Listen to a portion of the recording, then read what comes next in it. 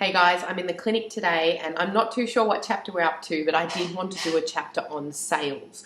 Now, as a colon hydrotherapist, you'll only be successful at what you do if you can convince people that they really need this treatment and they should be doing quite a few of these treatments close together. So it does involve an element of sales. And, I cop a lot of flack for this, but it's something I really do truly believe from a heart space. If you cannot slowly but surely bring your client around to a space where they're ready to commit to themselves time-wise and financially, they're not going to get any results anyway. So it is difficult and it is a skill that needs to be developed over time, and you only do it by giving it a go, learning as much as you can. If you do have the opportunity to learn from a mentor who can teach you about sales, or read a book on sales, or watch a few YouTube videos, whatever it may be, I highly recommend that you take them up on that offer, because once you've learned how to sell one thing, you'll be able to apply these skills to sell anything. And that's a very important tool, or very good tool to have as you go through life, because you'll never be dependent on somebody for work. And even when you do go to find a job, essentially you're selling yourself to your prospective employer. So sales is a wonderful tool, and I've done a lot of belief work around sales. Being a theta healer, I've been able to sort of strip back my belief systems around sales to make it just something that is what it is, and I've really reinforced a whole bunch of positive beliefs around it, which makes me good at sales. And it's just because I've practiced the art and I've let go of any limiting beliefs I might have around sales.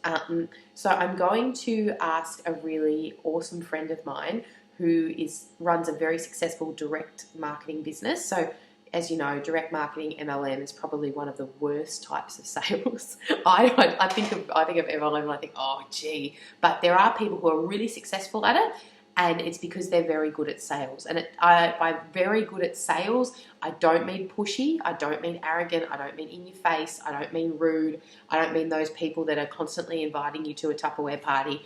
I mean people who know how to find their target audience and know how to present the right type of information at the right time that leads the person to make the decision to buy. So it's a very, I love sales, I really do. And if someone's trying to sell to me, I love it, because I'm like, lay it on, like, what's your best pitch? Like, what can you do for me? How can you change my life?